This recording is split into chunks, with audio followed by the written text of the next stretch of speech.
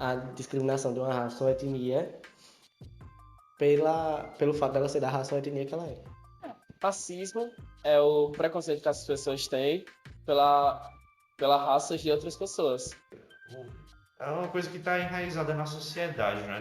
Não é de agora que nós vemos essas situações sobre o racismo no geral, né? Não é uma questão só individual, mas por falta de emprego, N oportunidades. O racismo é a discriminação contra pessoas de diferente etnia e raça. É um problema grave que persiste até hoje. A palavra racismo teve seu surgimento pela primeira vez numa revista francesa, Revue Blanche, em 1902. E se popularizou em todas as línguas europeias, e seu significado é para inferioridade e superioridade racial. Racismo é uma questão estrutural. Nós temos uma estrutura, certo, que não privilegia os negros, que tira os direitos deles. Nas leis, era para todos nós sermos iguais. Mas nós temos uma estrutura que faz com que os direitos dos negros não sejam respeitados. Isso é racismo, é importante a gente esclarecer isso. Então, acho que para falar de racismo no Brasil, acho que a gente tem que começar por uma questão um pouco maior, que é entender que a gente vive um racismo muito invisível. E o que eu quero dizer com isso? A gente acha que não existe racismo no Brasil. Eu acho que isso que é o pior. O Brasil é o país que tem mais gente negra fora da África. E essas pessoas estão subdivididas em todos os aspectos. Mesmo que tenha igualdade jurídica, tem mecanismos para tirar os direitos dessas pessoas. Olha, muitos estudantes ficaram carentes de ensinamentos voltados para as minorias, como fazer enfrentamento, principalmente à discriminação racial. Infelizmente, na minha época, tivemos professores despreparados que não tiveram esse tipo de conteúdo durante as licenciaturas ou bacharelados que fizeram. E aí, infelizmente, essas minorias presentes na sala de aula saíram com déficit, principalmente porque não puderam debater suas feridas e como tratar isso no campo profissional em que vão atuar. Quais são as formações que os professores recebem em relação a esse assunto? São poucas. Na faculdade, eu acredito que todo professor, né, passa pela faculdade, já trabalhou, seja ela a área qual for, já trabalhou algo relacionado ao racismo, mas formações específicas é escasso. E eu acho que nós, enquanto profissionais da educação, a gente precisa estar sempre com um olhar voltado para essas dores da sociedade. Abordagem policial, eu mesmo já levei... Veja, eu já estou com 32 anos, eu já levei 8 abordagens policiais, simplesmente por, sei lá, estar em lugares... Eu gosto também de andar de skate, então assim, muitas vezes eu já levei... Eu levei 4 abordagens andando de skate, por exemplo. E eu não estava fazendo nada de errado, eu não estava, enfim, fazendo nada de errado, só estava andando de skate. Mas pelo fato de, sei lá, eu estar numa rua um pouco mais tarde com alguns colegas, que normalmente a gente anda de skate na rua, né? Ou em pistas, né? Mas assim, quando eu comecei a andar de skate não era tão comum em pistas, sabe? Então a gente andava na rua. E aí o que acontecia? Era na rua que a polícia chega e faz abordagem na gente. E simplesmente, sei lá, a maioria dos meus colegas são negros também, que andam de skate, e esse fato com o skate só melhorou, e a gente até brinca disso, que eu também comecei a andar de skate com um amigo meu que ele é branco. E aí a gente sempre tirava onda que a gente gostava de andar com esse bicho de skate, justamente porque quando ele tava com a gente, era mais difícil da polícia vir dar uma abordagem na gente, porque ele era branco. Principalmente quando a pessoa envolvida é considerada negra, né? Geralmente a própria polícia encara de outra forma, né? E aí, se for um negro e pobre da favela, com certeza recai a condição de suspeito, muito mais do que um branco que mora na pista, né? Entre 1500 e 1870, mais de 2 milhões de africanos foram vendidos como escravos e transportados para o continente americano. A maior parte desses africanos que desembarcavam aqui no Brasil era de Golfo de Benin, Moçambique, Angola e Congo. O Brasil foi o maior território escravista, com a Lei Eusébio de Queiroz, de 1850, e o último a abolir a escravidão, com a Lei Áurea, de 1888. Antigamente, alguns anos atrás, o racismo, assim como você que usa óculos, assim como outro estudante que é mais gordinho, que é mais cheinho, né? Existia isso, mas era um preconceito camuflado, vamos assim dizer, né? E hoje a gente, ciente dos direitos de cada um, a gente reivindica com mais propriedade. Recentemente presenciamos um novo caso, inclusive, ao qual tivemos que cuidar rapidamente. Quando nós buscamos tratar o problema que aconteceu naquele exato momento, a gente trata, mas a gente vai buscar também observar o que gerou aquele problema, o que é que está imbuído ali naquela ação, para que nós possamos não só tratar o caso, mas tratarmos o problema de modo geral. Eu acho que nós precisamos, na verdade, antes de pensar em punição, acho que a gente precisa pensar em formação, entende? Para que a gente possa punir menos no final. Mas eu tenho que concordar com o fato de que qualquer punição que haja em torno disso, ela será muito pequena em relação ao que acontece, ao dano que acontece. O que eu estou querendo dizer é o seguinte, é que quando alguém sofre o crime de racismo, eu não vejo punição que seja suficiente para resgatar a dignidade daquela pessoa que tenha sofrido esse crime. Certo? A gente está muito longe de garantir no espaço algo desse tipo. De acordo com a Secretaria da Justiça do Estado de São Paulo, já foi registrados mais crimes de racismo e injúria racial. Foram registrados 174 casos nas cidades paulistas e contra 155 do ano anterior. Como é que o senhor vê que o esporte colabora na questão do racismo? Vamos lá, o nosso país é um país miscigenado. Grande parte dos grandes atletas encontrados no Brasil são atletas de cor. Então é excelente saber que eles estão tendo representatividade. Que ainda assim existem casos, né, lamentáveis de racismo, mas eles vão diminuindo a cada vez e o pessoal está ensinando isso através da prática, que é bons desempenhos no esporte. Muitos casos, inclusivamente, são mascarados, certo? Pelos próprios colegas, às vezes pela própria mídia, mas o racismo dentro do esporte ainda existe, né, infelizmente, mas ele vai acabando sendo escanteado. Se Deus quiser, a gente vai conseguir fazer isso. Não existe um racismo reverso. Não existe. Não quer dizer que não se possa ter uma atitude preconceituosa contra uma pessoa branca, mas isso jamais vai fazer com que essa pessoa branca perca o emprego, que ela seja perseguida pela polícia, que ela seja violentada ou que tenha o direito dela usurpado. Então é isso que a gente tem que combater, uma estrutura desigual que não respeita os direitos das pessoas negras. Todo tipo de situação já, de tipo, sei lá, eu moro perto, lá em Recife, de um shopping, e às vezes, por esse shopping fazer parte da minha rotina, eu vou muitas vezes a pé para ele, e às vezes eu vou também muito assim, tipo, sei lá, botar uma bermuda e uma sandália e vou. E isso já é motivo, por exemplo, para em qualquer loja que eu entrar, as pessoas me seguirem, as pessoas, os seguranças me olharem diferente, tá entendendo? E isso já é um racismo que a gente sofre todo dia. Então, assim, por isso que a gente fala que é o racismo invisível, porque a gente acha que ele não existe, sabe? Mas ele existe, porque é só parar para ver também, sei lá, dos funcionários aqui da escola, se a gente for olhar, quem são os negros? Provavelmente são as pessoas que são da cozinha, são as pessoas que fazem a limpeza da escola. Quantos professores negros tem aqui na escola? Quantas professoras tem também na escola, sabe? O fato de todas as professoras, por exemplo, que é massa você usar o seu cabelo do jeito que você quer. Mas assim, o fato de muitas professoras, a maioria, usarem, tipo, fazerem chapinha, sabe? Tudo isso é uma questão que vai muito atrás. Isso é racismo também, porque a gente fala que fazer chapinha, por exemplo, é mais fácil. Mas às vezes não é, sabe? A gente tem muito essa dicotomia. Por vezes a gente se choca ainda com pessoas.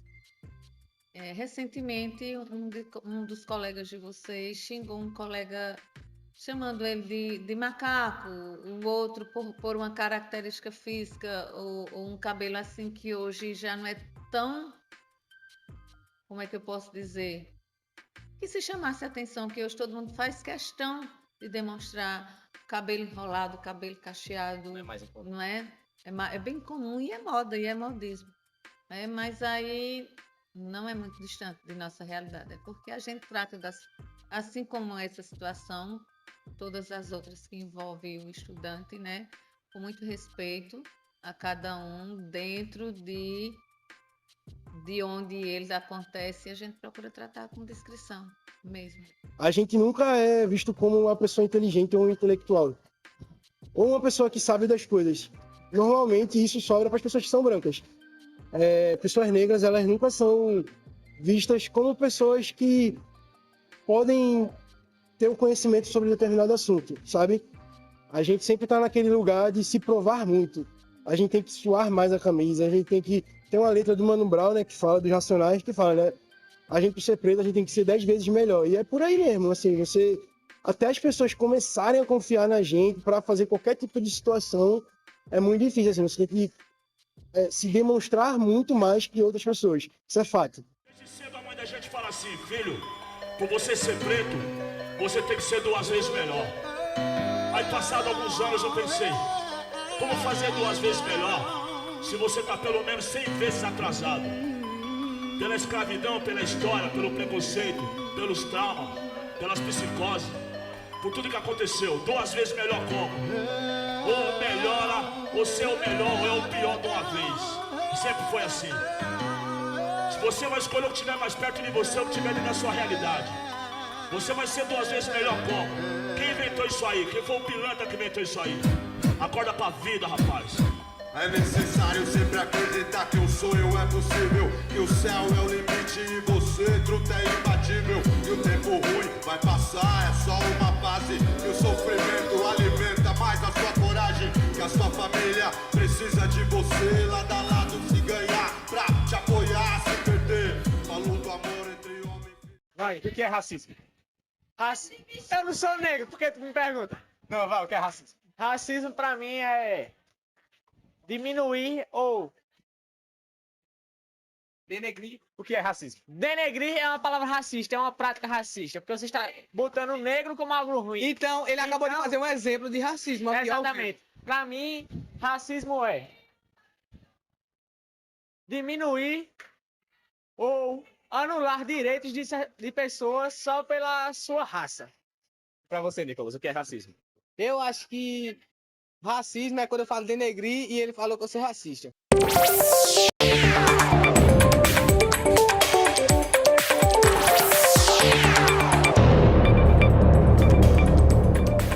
Olá, boa noite. Estamos no ar com o Brasil em Pauta e o tema de hoje é a comunicação no Brasil. E sobre este assunto conosco aqui no estúdio, Hélio Doyle, presidente da empresa Brasil de Comunicação. A comunicação no mundo e aqui no Brasil vive uma grande transformação. Isso em 3 dimensões: no modelo de financiamento, na construção da notícia e no monopólio de se construir notícia. Somado a tudo isso, temos as fake news, as notícias falsas que ganharam cada vez mais alcance e proporção com as redes sociais. Boa noite, presidente. Boa noite, prazer estar aqui com você. No Brasil em Pauta. Bom, presidente, a gente tem esses 3 grandes aspectos que a gente falou aqui um pouquinho no começo do programa, que alguns teóricos intelectuais até acreditam que sejam 3 grandes crises, né? Uma tempestade perfeita do jornalismo. O senhor chega agora à EBC no começo de 2023, mas tem uma carreira consolidada em termos jornalísticos e em termos acadêmicos também. Eu queria pegar uma dessas 3 questões que são as fake news. Como é que o senhor analisa essa questão no jornalismo e na atualidade? Bom, acho que a gente tem que ter claro que notícias falsas, fake news, sempre existiram. Né? Sempre existiram. Apenas os canais de difusão eram mais estreitos, eram menores. Hoje você tem a internet. Então, a internet fez com que as fake news aparecessem mais, disseminassem com mais facilidade, tivesse um caminho mais rápido para se propagar pela sociedade. Mas nós sempre lidamos com informações falsas, notícias falsas. O que muda hoje é a facilidade de transmissão. Então, assim, a fake news, elas têm que ser combatidas de diversas maneiras por diferentes atores. Não é uma questão de fake news se combate com notícia verdadeira. É verdade. Mas fake news se combate com ação judicial. É verdade também. Fake news se combate com medidas que regulamentem as grandes plataformas, que regulamentem esse tipo de mídia. É verdade. Então, é um esforço conjunto de diversos segmentos da sociedade, das instituições, para enfrentar esse problema que ganhou essa nova dimensão. O governo já adiantou que deve propor alguma medida legislativa em relação à regulação das fake news. E tem essa questão das grandes plataformas, que são plataformas mundiais, conglomerados mundiais, que têm muitos recursos. Como é que o senhor analisa isso? Como é que se daria essa regulamentação dessas grandes plataformas, das fake news, e como isso também tangencia um pouco a questão da liberdade de expressão. Como que equacionar essas duas questões? O presidente Lula se manifestou na Conferência de Paris por intermédio de uma carta que foi lida pelo João Brant, que é da SECOM, em relação a essa necessidade premente de se regulamentar esse tipo de mídia, regulamentar o trabalho das grandes plataformas. Na Europa já se avançou mais em torno de uma lei de serviços digitais. Eles já estão mais avançados nessa discussão, que também não está concluída, porque tem muita área complicada, né? Até que ponto é censura, até que ponto é proteção da democracia, até que ponto o Estado pode interferir. Quer dizer, todas essas são discussões muito complexas que têm sido feitas. Mas eu acho a imprensa tem uma certa preocupação com isso, me parece também, né?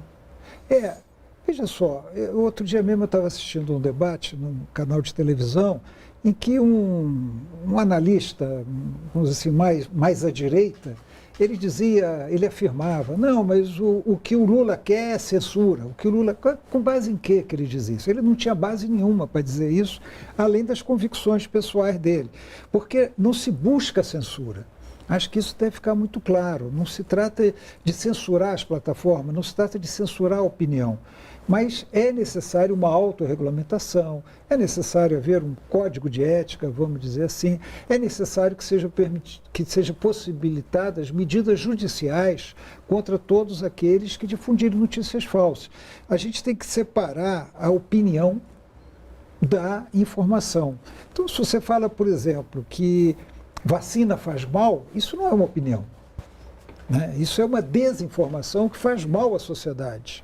É diferente de você manifestar uma opinião. Olha, eu sou contra as vacinas por causa disso, disso e aquilo. Mas no momento em que você começa a dizer, olha, não se vacinem porque a vacina faz mal, contrariando todas as evidências científicas. Um negacionismo científico. Você está fazendo mal às pessoas, você está prejudicando as pessoas, você está podendo provocar, inclusive, mortes. Né?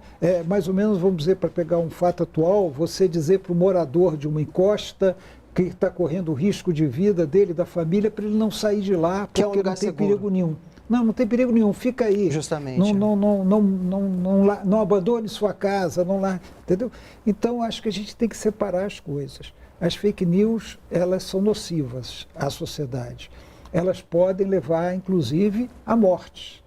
E eu acho que isso tem que ser enfrentado pelo Estado, tem que ser enfrentado pela sociedade. E acho que é isso que está se buscando. Não se trata absolutamente de censura, não se trata de limitar o direito de expressão, a liberdade de opinião. Não se trata disso. Se trata de ter uma regulamentação necessária para esse tema. E a liberdade de expressão tem um limite, claro, que seria colocar o risco das pessoas de vida, por exemplo, né? Quer dizer, a própria liberdade de expressão também é um conceito que tem limites. Sim, porque você tem liberdade de expressão ao você propagar pedofilia? Não, você não tem. Ou, por exemplo, dizer que o nazismo foi um movimento de esquerda. Quer dizer, né? Aí já é ignorância, ignorância visceral, né? Sim. Mas é isso. Mas propagou-se isso nos últimos anos. A liberdade de expressão, como todas as liberdades, ela tem limites. Sim. Né? Não existe aquela liberdade absoluta, total, em que você possa fazer qualquer coisa que, inclusive, prejudique o outro. Prejudique outras pessoas, prejudique a sociedade. Né? Eu vi um exemplo bom, você pode criticar o Supremo Tribunal Federal. Você pode criticar todos os ministros do Supremo Tribunal Federal, mas você não pode dizer que o Supremo Tribunal Federal tem que ser fechado, tem que ser depredado e que seus ministros devem ser agredidos. Sim. Então, isso exemplifica o limite da liberdade de expressão.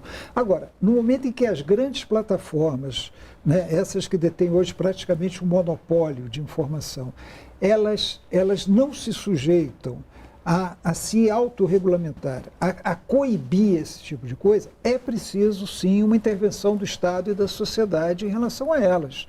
E nisso aí não há nenhuma violência contra os princípios democráticos. Pelo contrário, é uma defesa da democracia. E os outros dois pontos que a gente abriu o programa falando, que é um pouquinho esse modelo de financiamento da imprensa que mudou brutalmente nos últimos anos. Uma boa parte da propaganda foi para a internet e também se faz jornalismo hoje com muito menos recursos do que se fazia há 10, 20 anos atrás. E a própria questão das narrativas, da produção de conteúdo. Hoje não é mais um monopólio do jornalista, né? Como é que o senhor reflete essas duas questões? Olha, são duas questões bastante complicadas, porque, como você disse, a informação não é mais monopólio do jornalista, né? Na verdade, nunca foi, mas a força dos meios de comunicação, da televisão, do rádio, da imprensa, fazia com que praticamente fosse, né?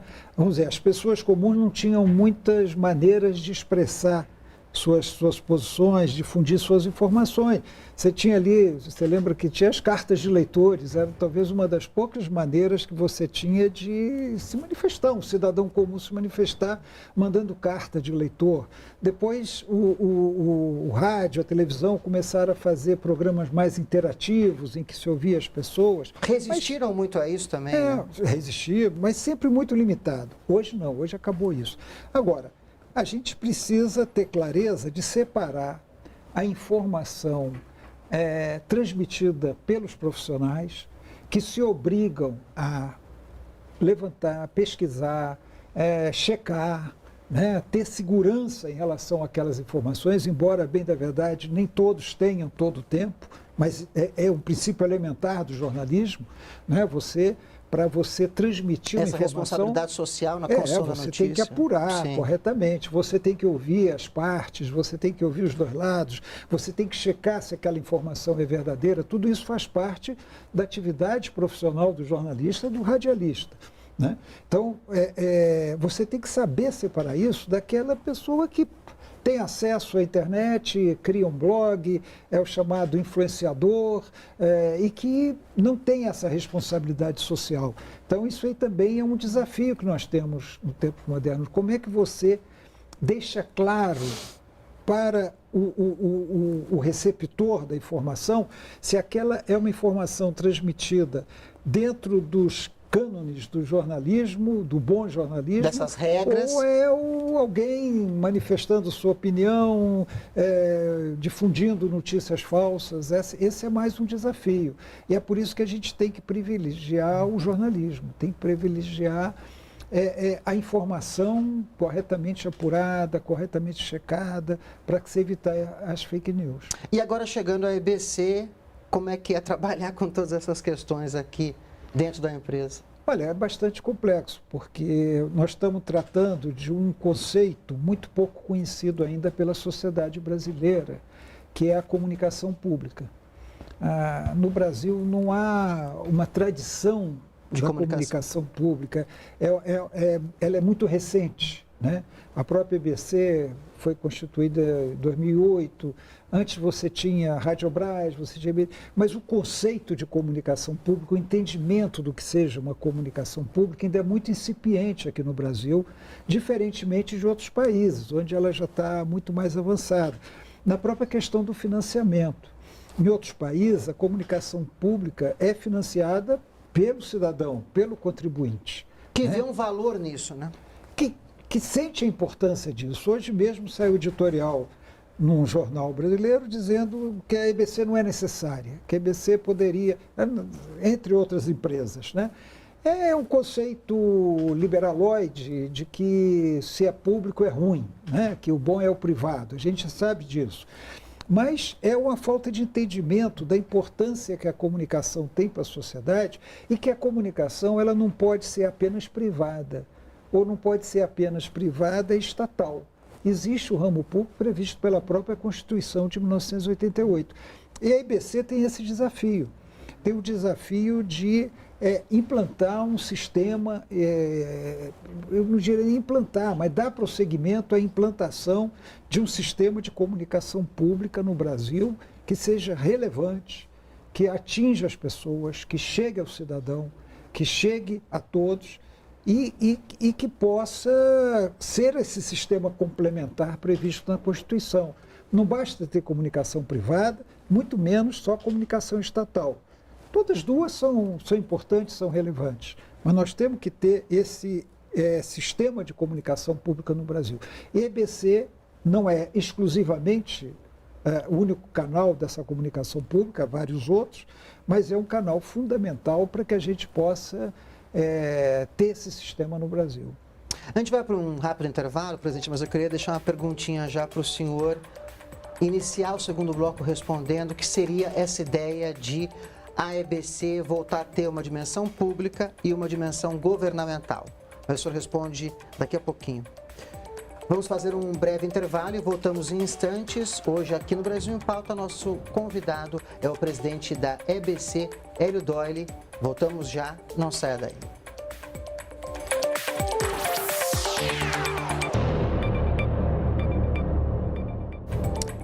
Estamos de volta com o Brasil em Pauta, hoje com o presidente da EBC, Hélio Doyle.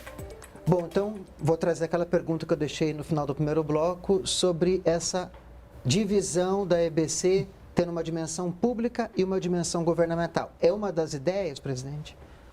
É uma ideia no seguinte sentido.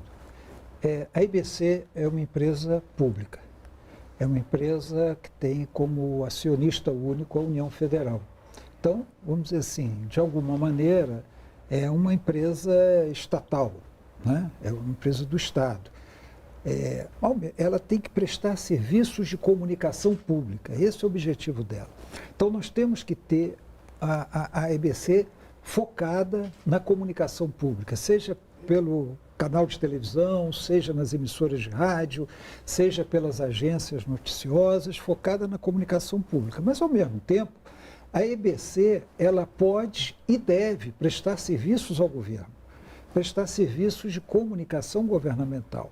E é isso que a gente quer também. Quer dizer, essa estrutura aqui que nós temos, que com todas as deficiências é uma grande estrutura de comunicação, ela também tem que servir ao governo, né? E nós podemos prestar esse serviço ao governo e que é inclusive uma forma de financiamento do próprio trabalho de comunicação pública. Quer dizer, é o governo contribuindo para a comunicação pública. Então, nesse sentido, para ser mais prático, a gente pretende voltar a ter canais separados de comunicação pública, canais de televisão de comunicação pública e de comunicação governamental, assim como pretendemos também ter uma agência de comunicação pública, uma agência de comunicação governamental, para que fique bastante clara a diferença, porque não é a mesma coisa. Público é público, estatal é estatal, governamental é governamental.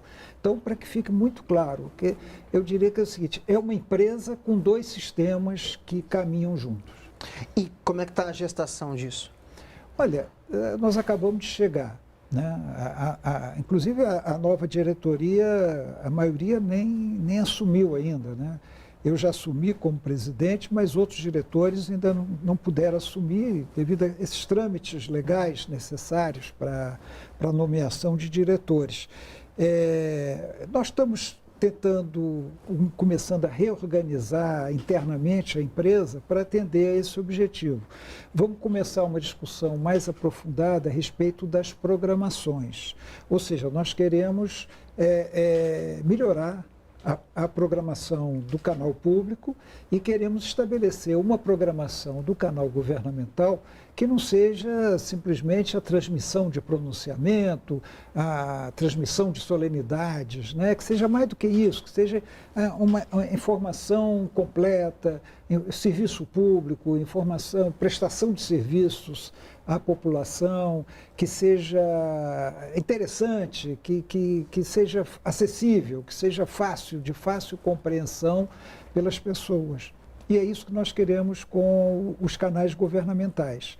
Então, nós estamos iniciando esse trabalho de reformulação e com bastante pressa, né? A gente não tem muito tempo para executar isso, porque a necessidade de comunicação ela é muito premente. Então, e a ansiedade também é muito grande. A ansiedade para que a EBC retome seu caminho interrompido em 2016, né? Há muita ansiedade da população, do governo, dos governantes em relação a isso. Então, nós estamos trabalhando bem intensamente para viabilizar logo esse projeto. Nessa retomada, a EBC, ela pode também ser porta-voz um pouco dessa questão do governo, que é a valorização da diversidade, da inclusão. A EBC pode se tornar mais diversa, mais inclusiva em sua programação? Olha, ela tem de ser isso. Não é nem questão só de poder, tem que ser. Necessidade disso. Necessidade de ter todos esses valores em sua programação, em sua composição, no público que ela atinge. Nós temos que cuidar mais, inclusive, de um outro aspecto, que é a regionalização da programação. Quer dizer, nós temos que mostrar o Brasil inteiro, né? Diferentemente de outros canais privados, que têm ali um interesse comercial, no caso que nós não temos, nós temos que difundir mais as culturas regionais, né? Difundir mais os fatos regionais e toda essa diversidade que tem a sociedade brasileira e que nós precisamos realmente incorporar, não só internamente, como em nossa programação. Uma coisa que se discutiu muito no governo anterior era uma relação muito ruim entre o governo e a imprensa. Eu vejo que uma das questões primordiais do terceiro mandato do governo Lula é melhorar essa relação do governo com a imprensa em geral. A EBC pode também ter um trabalho nesse sentido? Olha, eu acredito que sim. Eu acho que essa relação do governo com a imprensa, a gente já nota claramente que é outra. Sim. Né? Não existe mais aquela relação. O cercadinho, como o próprio ministro, né? O cercadinho, aquela hostilidade, comentou, né? Sim, uma hostilidade muito clara entre o presidente e a imprensa, entre membros do governo e a imprensa, que se manifestava não só, vamos dizer, no cotidiano, cotidianamente, como nas redes sociais, tudo isso. Eu acho que isso já mudou. O que a gente pode fazer é o seguinte: eu acho que nós temos obrigação de fazer uma comunicação pública de qualidade, isenta, independente. E temos também a obrigação de informar o que o governo faz, o que o governo está... Mas não é só na perspectiva, não é na perspectiva da propaganda de governo, é na perspectiva de informação de mesmo. Políticas públicas que são colocadas em prática pelo governo. Exatamente, prestar serviços, né? Não é só anunciar as coisas, é mostrar como é que elas funcionam, o que o cidadão tem que fazer para participar disso. E disso. Governo, né, presidente, é algo muito complexo. Tem a parte das relações internacionais, tem a parte da economia, tem a parte social, política. Quer dizer, você retratar um governo, você publicizar um governo, por si só já é algo complexo, que exige reflexão, que exige criticidade também, né? Exatamente, e a gente pretende fazer isso da melhor maneira. Eu acho que fazendo bem o seu trabalho, a EBC está contribuindo com a sociedade, está contribuindo por bom jornalismo, está contribuindo com o governo. Para a sua legitimação como algo importante que tem de existir. Exatamente. E agora falando um pouquinho do que a EBC é feita, da gente, das pessoas que estão aqui, dos funcionários. O que o senhor, né, pensa em relação a eles e elas, ao corpo da EBC? Olha, e não é de hoje, isso eu posso comprovar até por escritos, né? Eu sempre defendi o funcionalismo de carreira, né? O servidor de carreira, o empregado de carreira. Eu acho que é muito importante ter carreiras estáveis no serviço público, seja na administração direta, seja nas autarquias, nas empresas públicas.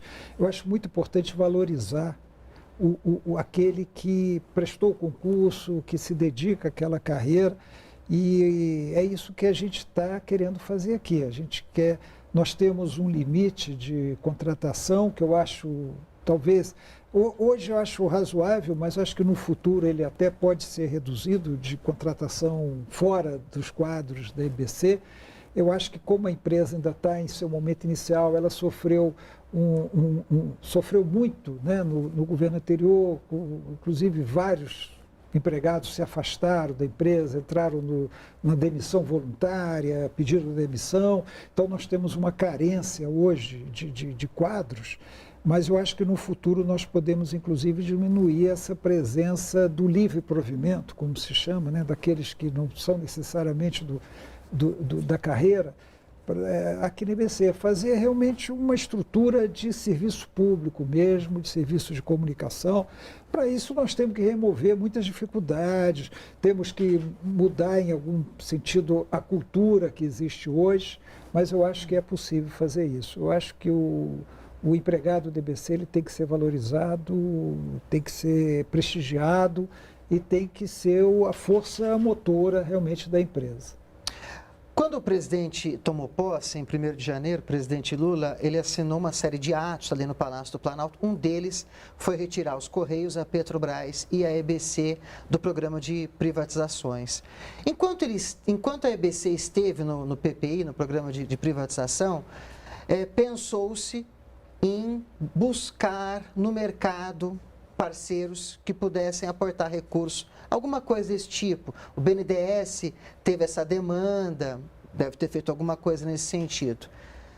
Isso é uma coisa que dá para conciliar, por exemplo, num futuro como uma empresa estatal? A gente poderia ter uma coisa como essa? Como é que o senhor vê essa? Já que o senhor também tem essa experiência na iniciativa privada. É possível, não é? Olha, por força da lei, da sua própria natureza, não cabe na comunicação pública a propaganda de serviços, de produtos, né? Quer dizer, as emissoras de rádio, de televisão, da comunicação pública, ela não disputa o mercado com as emissoras privadas, elas não disputam anunciantes, elas não planejam sua programação tendo em vista a rentabilidade que essa programação possa ter. A gente pensa diferente, a gente pensa em termos da relevância. Queremos audiência, todo mundo quer audiência, mas o mais importante é a relevância da programação para a sociedade. Então, isso aí já cria algumas limitações ao financiamento do sistema público de comunicação. Mas nós temos alternativas de propaganda institucional, né, de parcerias com outros países. Parcerias, convênios, que nós podemos fazer, inclusive, com instituições privadas. Não estamos proibidos de fazer propaganda institucional de instituições privadas, mas tem que ser institucional, não pode ser de produto, não pode ser de serviço. Então, assim, nós vamos fazer um esforço para ampliar ao máximo as fontes de renda da EBC, dentro dos princípios legais que nós temos hoje. Caso a gente depois avalie a necessidade de tentar mudar a legislação, tentar ampliar algum escopo dessa legislação, são estudos futuros que nós vamos fazer ainda, né? É como eu te falei, em vários países do mundo a comunicação pública é financiada pelos próprios cidadãos. Né? Seja uma taxa quando compra o aparelho de televisão ou de rádio, seja uma contribuição, há diversas formas de fazer isso. Eu acho que isso nós não vamos conseguir a curto prazo no Brasil. Nós já temos as fontes de receita, nós temos o fundo, nós temos as verbas orçamentárias, mas nós precisamos ampliar isso para que o serviço que a gente presta seja melhor, né? Então, há uma relação direta. Agora, o que a gente não pode perder? A gente não pode perder a independência. É como eu te falei, a comunicação pública ela é independente, ela é isenta. Nós podemos prestar serviços ao governo e fazer a comunicação governamental, mas o nosso foco é a comunicação pública. Presidente, muito obrigado pela entrevista aqui no Brasil em Pauta. Eu que agradeço. O Brasil em Pauta recebeu nesta edição Hélio Doyle, presidente da EBC. Se você quiser rever esta ou outras entrevistas, é só acompanhar as nossas redes sociais ou baixar o TV Brasil Play. E o Brasil continua em pauta aqui na TV Brasil. Até o próximo programa.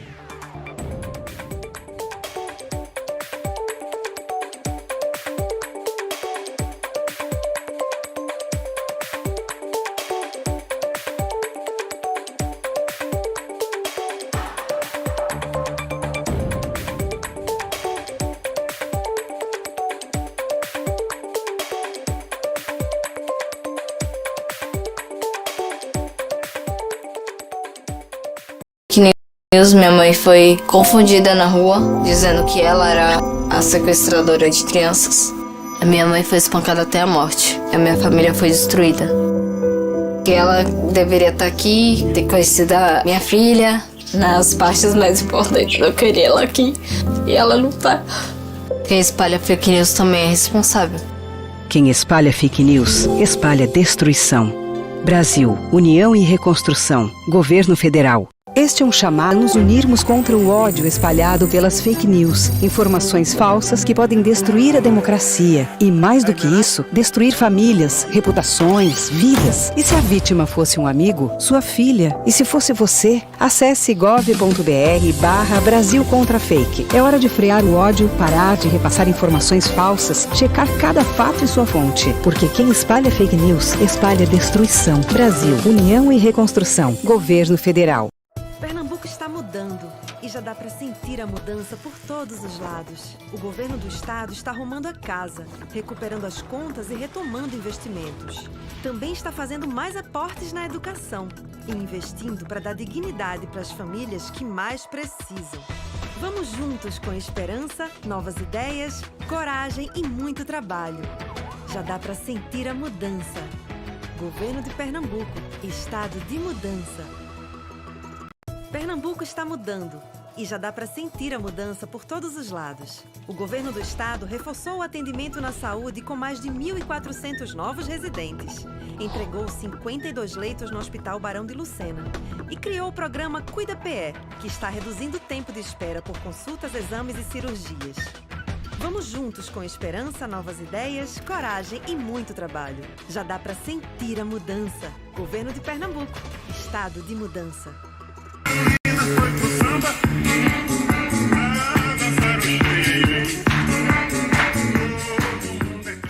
Como é que eu posso me organizar para ter direito a essa grana?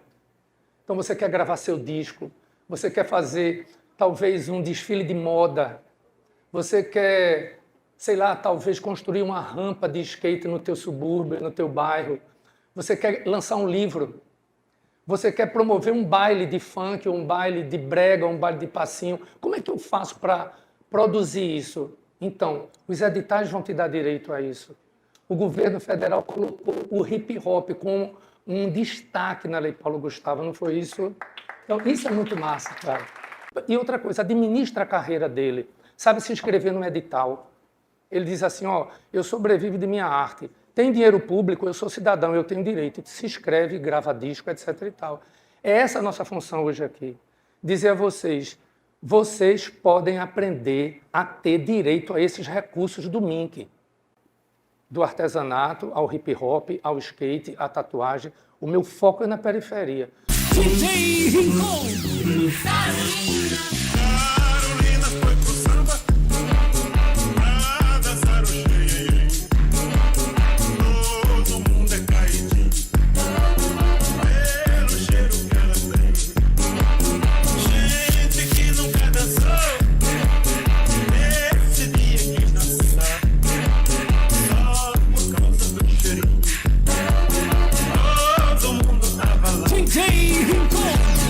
Chegando o delegado pra olhar os que dançavam.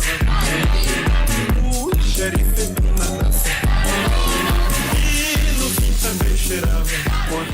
Bom, gente, Serra Talhada foi escolhida para sediar essa primeira edição em Pernambuco do Fala Periferia.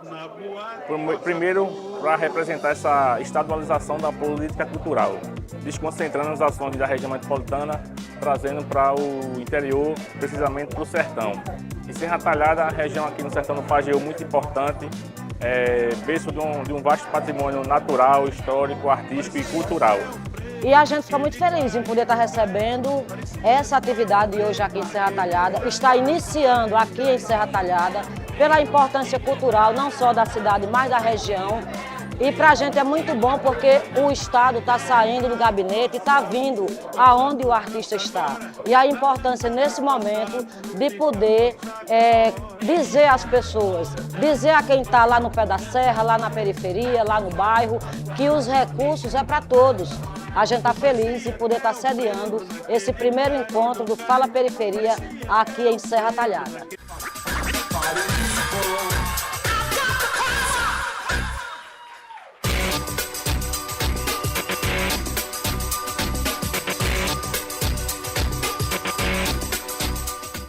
Inclusive, a LPG prevê que em projetos que tenham acessibilidade receba 10% a mais do valor para cobrir. Então, aqueles que devem, a gente precisa pensar a acessibilidade como uma obrigação, não é um favor, não é, a gente precisa.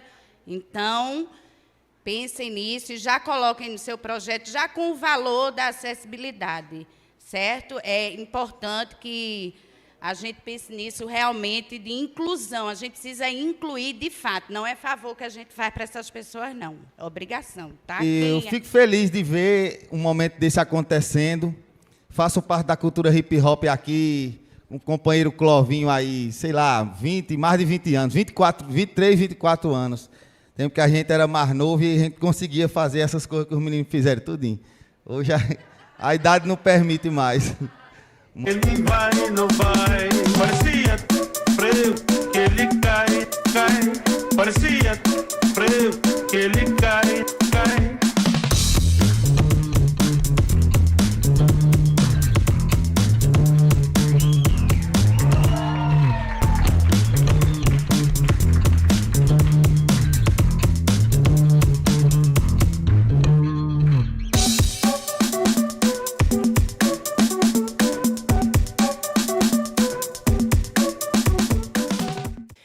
Serra Talhada vai receber cerca de R$800 mil para executar ações e editais. Né? Eu começo sempre falando do dinheiro para ver se anima a galera, né? Porque tem que ter estratégia. Cara, a Lei Paulo Gustavo ela traz muito dos princípios da LAB. Né? Então, o princípio da simplificação, editais simples, né? Editais, processos simplificados, processo de prestação de conta simplificado. Então, a ideia é muito essa. Né? A Lei Paulo Gustavo ela tem esse espírito de ser esse instrumento que vai ser mais simplificado mesmo. A ideia é essa. Né? Então, de cara, Pernambuco, o Carol Zirpoli falou, eu vou endossar, Pernambuco vai receber cerca de R$184 milhões, dos quais 99 milhões serão operados pelo Estado, em editais, instrumentos, né? E 84 milhões serão executados pelos municípios. Serra, eu já falei, cerca de 800 mil. Né? Fiquem ligados aí. Se um peixe por um dia Deus permitisse que eu fosse, do São Francisco eu subia nadando num rio doce. E pelo leito divino este peixe pequenino entrava na parte sul, fazendo o caminho inverso para mostrar esse universo que é chamado Pajeú. Vi pé de Mandacaru, vaqueiro fazendo festa, correndo atrás de Zebu, na cidade de Floresta. Vi um povo hospitaleiro, onde a missa do vaqueiro é um momento sagrado. Desemboquei rio acima, encontrei a obra-prima, a capital do Chachado. Lampião fez seu reinado no meio de muita guerra, deixou seu nome cravado em uma talha na serra, e assim, sem dizer mais nada, surgiu a Serra Talhada, a capital do sertão. Meu Pajeú imponente, terra de cabra valente, igualmente a Lampião. É grande admiração que quero expressar aqui, cidade do coração, que é chamada Calumbi, terra de gente decente, onde o povo alegremente recebe quem a visita, e o seu povo com presteza deixa ela com certeza cada dia mais bonita. O meu coração se agita, a saudade me conduz para essas irmãs bonitas, Triunfo e a Santa Cruz. Santa Cruz tem rapadura, a Baixa Verde mistura a riqueza desse chão. Triunfo, terra tamanha, lindo clima de montanha, bem no meio do sertão. Teve a apresentação de hip hop, de DJs, de breaking, cultura da periferia, que vai ser priorizada também nos editais da Secretaria de Cultura, mas ao mesmo tempo todas as narrativas dos subúrbios, é o Estado, é a Secretaria de Cultura, próximo às pontas, próximo àquelas culturas e expressões menos visíveis, ampliando sua voz. E é isso aí, começou.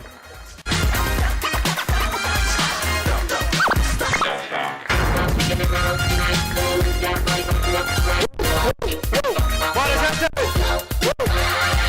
Fala, periferia!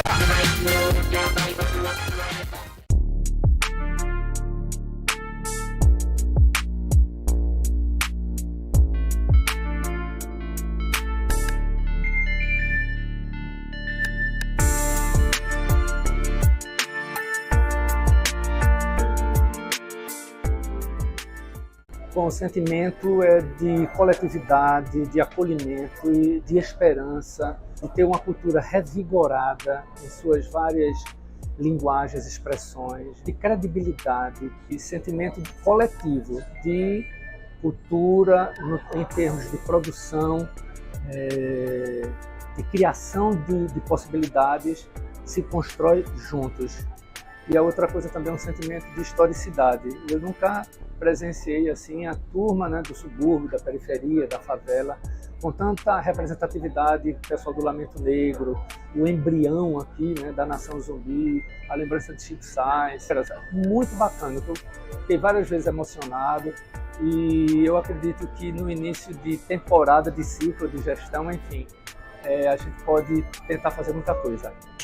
Começar uma gestão do novo governo, debatendo a cultura que as favelas ressignificam, preservam e constroem dentro do Brasil.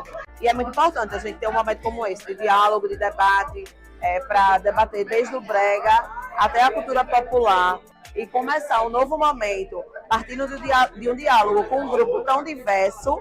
A gente já mostra que muita coisa vai andar e muita coisa vai melhorar.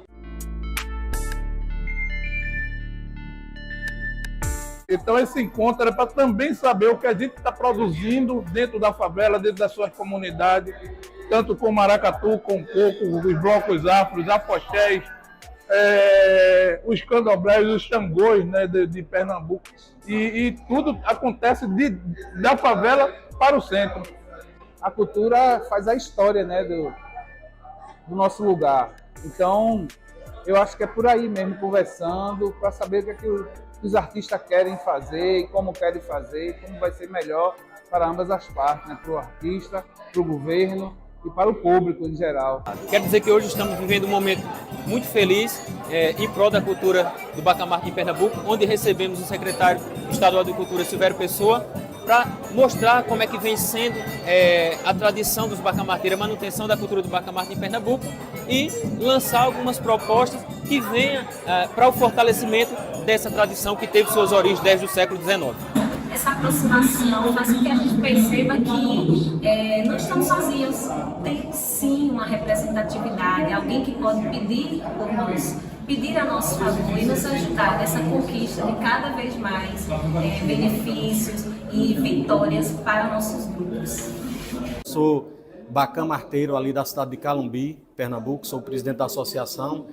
Estamos aqui hoje em Caruaru, estou muito alegre porque pela primeira vez estou vendo um secretário de Cultura do Estado sair do Recife, sair do seu gabinete e vir ouvir o bacamarteiro, ouvir a necessidade do bacamarteiro, ver e valorizar a cultura do bacamarte. Então, está de parabéns o secretário de Cultura do Estado, está de parabéns a governadora do Estado de Pernambuco, que tem esse olhar sensível. Eu tenho certeza que vai trazer grandes frutos. Eu estou achando de suma importância, porque eu, como conselheira estadual, eu sinto a dificuldade praticamente de toda semana estar na capital, representando, seja o Agreste, no meu caso, como o Sertão. Então, nós temos essa dificuldade de levar a voz do interior à capital, à região metropolitana e chegar aos órgãos competentes de cultura, como o Seculto e Fundarp. Sempre estão muito abertos a nos receber, muito dispostos. Entretanto, nós temos essa dificuldade. Não é fácil, muitas vezes, como dizem os bacamarteiros, inclusive no meu caso, algumas despesas saem do nosso bolso pela luta dessa cultura, não só do bacamarte, como de todo o patrimônio cultural que envolve o material e o imaterial. E eu venho para os bacamarteiros porque eu gosto da profissão. Eu seguro a bandeira dos bacamarteiros. Eu saio do São João, a gente comemora o São João todinho, o mês todo de São João, saindo para os cantos que... Eu já viajei para bem longe, eu e ela, para os cantos que chamam, convidam o chefe e aí nós vai. Um dia emocionante, esse encontro histórico, o Projeto Seculto de Andada, foi a primeira cidade que nós nos descolamos do gabinete para aprender o que eu chamo de pedagogia da cultura. Os bacamarteiros, as bacamarteiras, os batalhões, os comandantes apresentando propostas viáveis de valorização, de hereditariedade da cultura do bacamarte, que o bacamarte não seja uma iconografia apenas do São João, mas que seja o ano todo, assim como a cultura popular, que os bacamarteiros também estejam presentes no currículo escolar para que essa brincadeira, esse folguedo seja ampliado e seja dado hereditariedade através das novas gerações. Pessoas maravilhosas, um clima acolhedor, propostas renovadoras, revigorantes para a cultura pernambucana através dos bacamartes. Maravilha, estou muito feliz.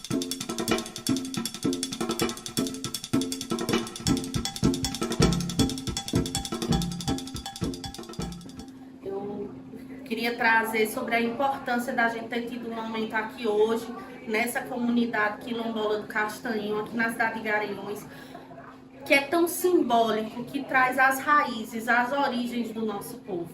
A força desse momento de ter conseguido reunir praticamente todas as nossas lideranças quilombolas, presidentes das associações de moradores dos quilombos, para estarem aqui diretamente dialogando com o secretário estadual de Cultura, uma coisa que é inédita. Nunca foi visto que alguém chegasse tão perto da gente para vivenciar, para ver como é a nossa resistência, a nossa resiliência. E esse encontro foi maravilhoso porque a gente estamos sendo hoje, por a primeira vez, ouvido falando de cultura por uma pessoa que é artista e que entende que a gente está precisando dentro da nossa cultura. Então eu saio daqui muito satisfeito porque na certeza que fui ouvido por alguém que realmente entende de cultura e que vai poder nos ajudar, os nossos grupos daqui para frente, se profissionalizar e poder levar em frente a nossa cultura. E uma das formas boas também é da gente poder resgatar a nossa ancestralidade, porque a gente nunca podemos esquecer o passado, porque esquecer o passado é como seguir um caminho perdido. E lembrar do passado, a gente tem um rumo certo. E é extremamente importante, a gente luta há muito tempo, há muitos anos, para conseguir fazer registro dessas comunidades.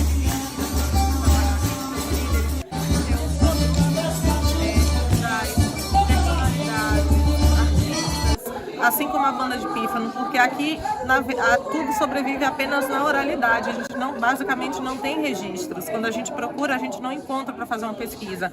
E é muito necessário fazer esses registros com urgência, porque muitas vezes a gente perde nossos mestres, como aconteceu recentemente com o mestre Juarez do Timbó, e não ficou nada registrado, não ficou uma música gravada, não ficou um show gravado, não tem documentado. Então, o registro histórico mesmo desses grupos culturais é muito importante, porque a nossa cultura é a nossa identidade.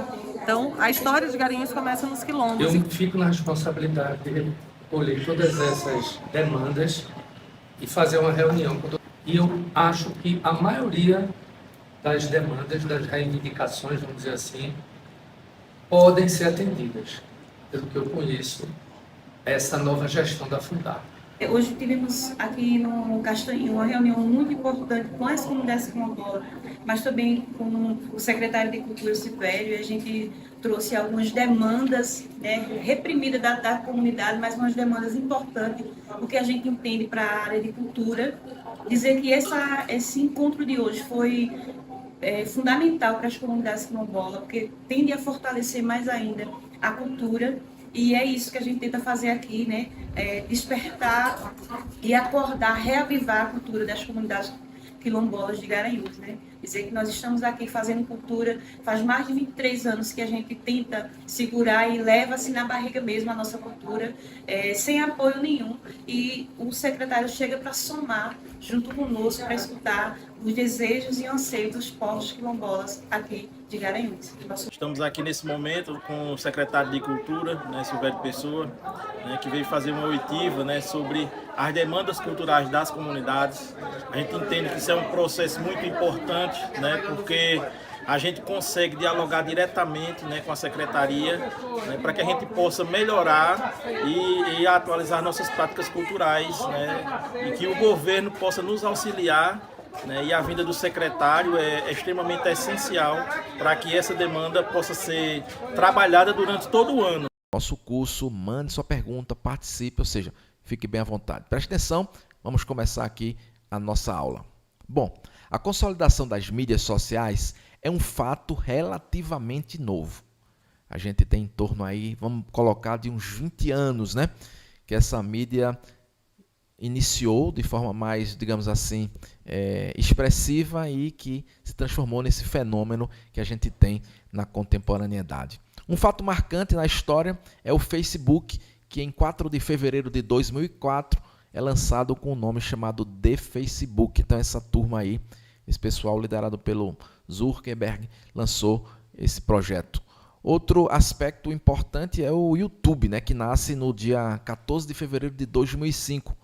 3 jovens, o Chad Hurley, o Steve Chen e o Jawed Keating, eles registram o domínio youtube.com e também nasce aí uma potência, né? O Chad estudou design em Indiana, enquanto o Chen e o Keating eram programadores formados na Universidade de Oz. Bom, o primeiro vídeo, né, que a gente tem registro na história do YouTube, né, é esse aí. É um vídeo no zoológico, um vídeo, digamos assim, despretensioso. A gente não tinha ali, no início, um sistema comercial de comunicação. Eram experimentos, né, com essas novas tecnologias da internet. Tá aí, vamos assistir o primeiro vídeo, né, quando starta esse processo. Alright, so here we are in front of the elephants. Cool thing about these guys is that they have really long fronts, and that's cool. Bom, trata-se na verdade de um vídeo bastante simples, um vídeo em um jardim zoológico, um vídeo de 18 segundos. Bom, vamos em frente. Se a gente perceber lá no início, né, do YouTube, a gente tem uma linguagem muito experimental nos seus vídeos. Vamos ver alguns vídeos aqui para você entender. Na época não se tratava de fazer um comércio, não se tratava de trabalhar uma mídia profissional, ou seja, era algo mais experimental e assim se inicia esses vídeos, essas mídias na internet. Vamos ver esse aqui.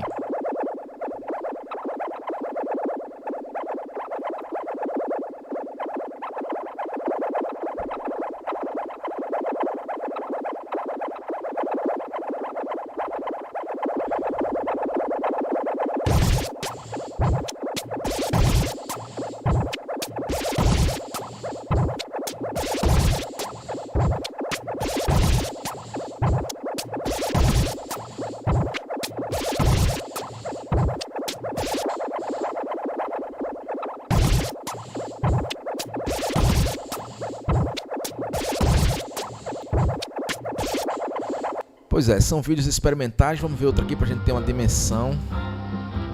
Um pouco de cada vídeo, só para a gente, né, perceber o que é o inicial lá, nos primeiros momentos das mídias na internet, os primeiros momentos do YouTube.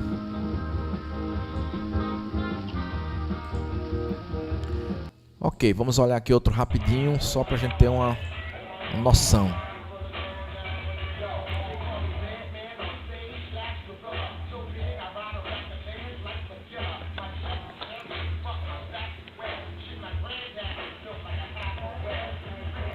Bom, então esses são os vídeos, né, que vão surgindo, né, e que vão aparecendo no primeiro momento lá, no início.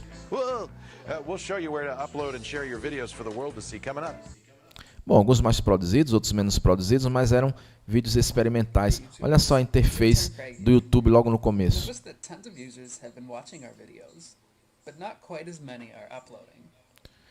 Você tem aí um site bem simples, algo startando, iniciando. Bom, vamos dar seguimento aqui à nossa conversa.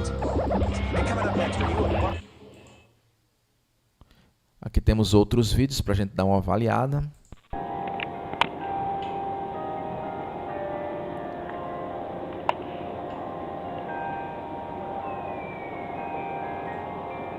São vídeos simples, né? São vídeos que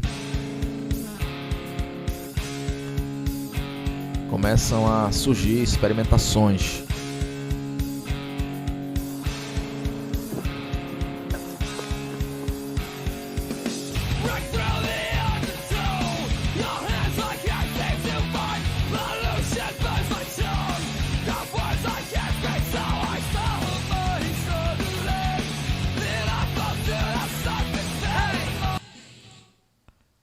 Olha só, outro vídeo aqui.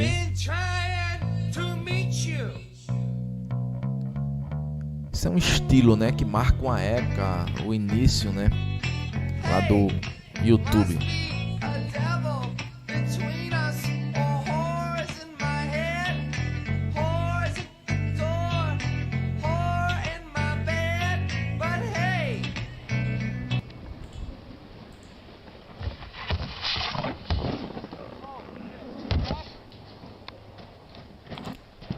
Bom, é isso. Vamos dar sequência aqui à nossa conversa. Passar rapidamente aqui esses vídeos.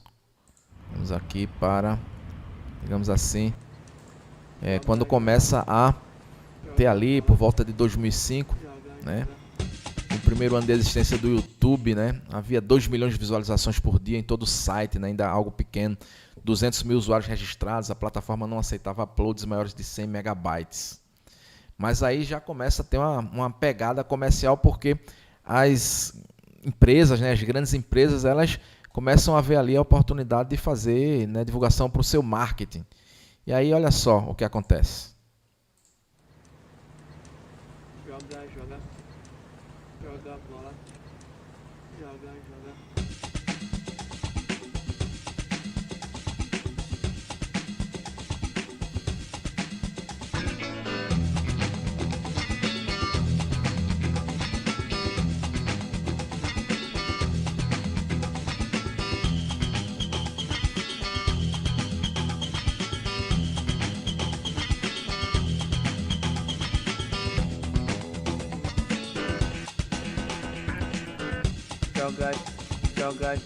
Joga bola. Joga. Joga bola.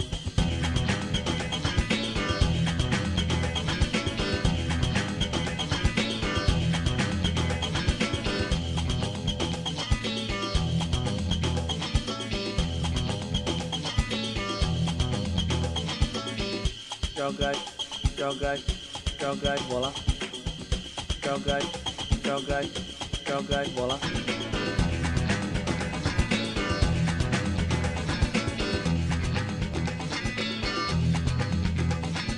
Ótimo.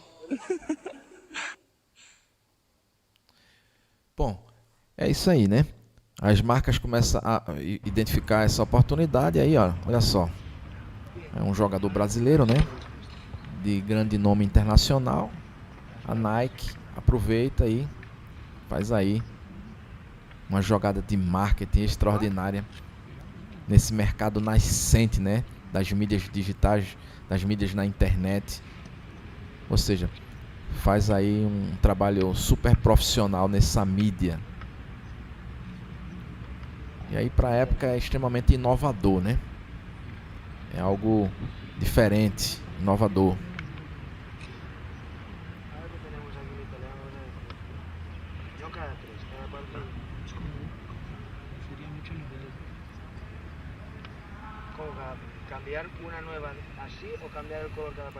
É um vídeo de 2 minutos e 44 segundos que foi lançado na internet, no YouTube, logo no início mesmo.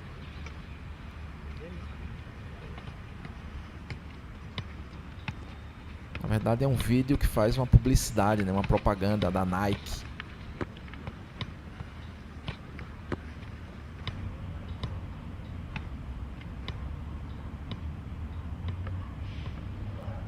O impacto foi muito forte nessa época.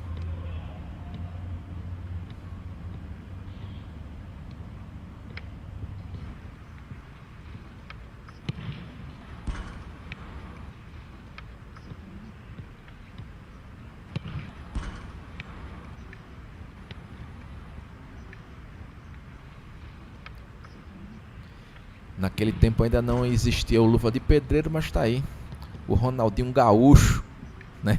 Lutando para quebrar. Craque brasileiro aí que fazia sucesso, ainda faz sucesso internacional, né? Ainda é bem conhecido o Ronaldinho Gaúcho.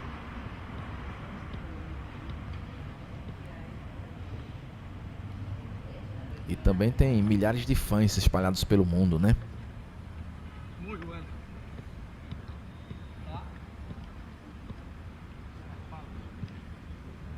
Bom, vocês percebem que a imagem ainda não é uma imagem de excelente resolução, né? Estamos mostrando o momento inicial lá do uso dessas novas tecnologias na internet, nessas mídias na internet. Ok? Vamos em frente. Bom, em 2005 a gente precisa entender que existiam algumas limitações. Então, a velocidade média da internet via banda larga, estimada pela Abrint, era de 2 Mbps e o preço médio era de R$ 100 por Mbps. Já em 2010, a velocidade passou a ser de 4,41 Mbps, quer dizer, quase que dobra, né? De 2005 para 2010, mas ainda um preço de R$ 21,2 por Mbps, ainda um preço caro. Em 2019, a velocidade média é de 24,62 Mbps e o custo é de 3,5 por Mbps. Então, notem que ao longo do tempo a velocidade vai aumentando e o preço vai diminuindo. Isso tem, né, sido importante, né, que gerou aí essa escalabilidade dessa mídia, né? As pessoas cada vez mais tiveram mais acesso à internet. Em 2005, 57,4% da população brasileira utilizava a internet de escada. A internet de escada é uma internet muito lenta, né? E somente 1,33% acessava via banda larga, dados do PNAD de 2005. Então, veja, em 2005, 1,33% apenas da população usava internet via banda larga e 57,4% da população brasileira utilizava internet de escada. Então a gente precisa perceber que nesse momento, 2005, aqui no Brasil, esse meio, essa mídia, né, que transita pela internet ainda não tinha uma, digamos assim, uma consolidação. Você tinha uma internet ainda em desenvolvimento, ainda em dificuldades, né, ainda em situação, digamos assim, deficitária, precária. Mas ainda assim, já uma expressiva parcela da população já estava, digamos assim, consumindo esse tipo de serviço, esse tipo de produto. Bom, em 2006 acontece algo bem interessante no mundo. A Time, né, que é uma revista de grande, digamos assim, relevância internacional, escreve na sua primeira página um artigo, né, lança uma foto de primeira página, mostra o seu destaque com o título Person of the Year, Time Person of the Year, you. Aí diz, yes, you control the information age, welcome to your world, né? Então, a revista, ela fala desse fenômeno, né, que é um fenômeno que, pela expressão, né, apresentada pela revista, é algo extraordinário, né? É algo que surpreendia. Então o mundo estava surpreso, né? Então é bem interessante, né? Sim, é você no controle da informação do ano. Seja bem-vindo ao seu mundo, né? Então o YouTube, né, passa a ser algo expressivamente importante. E aí a Times, que é uma das revistas mais famosas e importantes do mundo, dá essa matéria e destaca, né? O YouTube passa, a partir daí, a ser conhecido pela população, né? Pela população de formadores de opinião no mundo todo. Então, em 2006, o YouTube foi vendido para o Google. A compra foi anunciada em outubro de 2006 por 1,65 bilhões de dólares. Na verdade, 1,65 bilhão de dólares, né? A equipe original foi mantida e o site opera até hoje quase de forma independente. Em março de 2006, o YouTube adiciona um limite de 10 minutos a todo o conteúdo de vídeo enviado. Então, veja que em 2006 não existia o que existe hoje, né? Nós não tínhamos muita coisa, você tinha limites ali para fazer os uploads dos vídeos para trabalhar.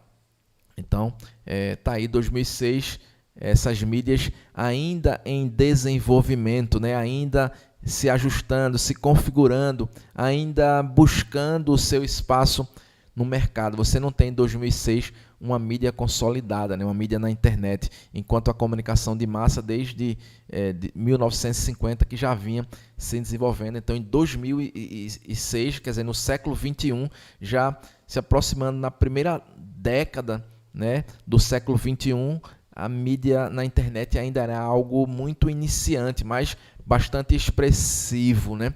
Tá aí o destaque na revista Time. Vamos aqui dar uma andada aqui na nossa aula. Bom, em maio de 2007, o YouTube lança seu programa de parcerias para permitir que os criadores de conteúdos realmente ganhem dinheiro, né, com os vídeos que criam e enviam. Consequentemente, muitos criadores de conteúdo puderam finalmente transformar seus hobbies em fluxo de renda lucrativo real. Então, em julho de 2007, o YouTube permite que outros idiomas sejam usados em seu site pela primeira vez. Então, o YouTube começa a se internacionalizar. Em 2007, em junho, o YouTube faz parceria com a CNN, né, uma empresa de comunicação de massa tradicional, para sediar seu primeiro debate presidencial. Então, há, de certa forma, uma consolidação dessa mídia do ponto de vista institucional, do ponto de vista da presença na comunicação global. E aí, ainda não tinha ali uma mídia estruturada, mas tinha uma mídia bastante relevante e que tinha sido incorporada pela cultura comercial internacional. Então, em 2007, o YouTube passa a fazer parcerias e se integrar na comunicação global, né? Ainda não é uma mídia consolidada, mas é uma mídia bastante respeitada. Em agosto de 2007, você tem aí um mês que o Google decide começar a ganhar algum dinheiro, né, com a sua nova aquisição, habilitando anúncios na plataforma pela primeira vez. Inicialmente foram usados banners semi-transparentes que apareciam na parte inferior dos vídeos, sobrepostos no conteúdo entre 10 a 15 segundos. Então veja, só em 2007 é que os primeiros anúncios começam a se incorporar nessa cultura de comunicação de internet, lá no YouTube, quer dizer, são, digamos assim, os momentos iniciais. Então veja, 2007, próximo do início da primeira década, assim, do fim da primeira década do século XXI. Então, 2007 é exatamente esse momento que esses anúncios começam a existir, mas ainda sem ganhar mercado, sem ter uma relevância comercial, mas algo de inovação, algo de interesse que realmente existia, mas que não era algo consolidado ainda, você tem algo iniciante. Bom, ainda em 2007, né, nos debates presidenciais nos Estados Unidos, quando a CNN usa na TV perguntas feitas e postadas pelo eleitor no YouTube, a plataforma se insere como um sistema de comunicação com grande potencial e relevância nos Estados Unidos. Inicialmente, a gente está falando de uma ferramenta, né, que acontece lá nos Estados Unidos em 2007, essa consolidação está acontecendo lá nos Estados Unidos, mas ainda não uma consolidação comercial, e sim uma consolidação do ponto de vista mais institucional, do ponto de vista da relevância, do impacto social, ou seja, os meios de comunicação, como a CNN, passa a dialogar com o Google, passa a dialogar com o YouTube, e aí, nesse ano, em 2007, na eleição, né, histórica do Barack Obama, o YouTube e também o Google, tá, tem um papel bem relevante nesse processo. Vou mostrar só alguns vídeos aqui rapidinho para a gente entender aí um pouco do que é que a gente está falando. Join me at this moment in history and welcome Barack Obama.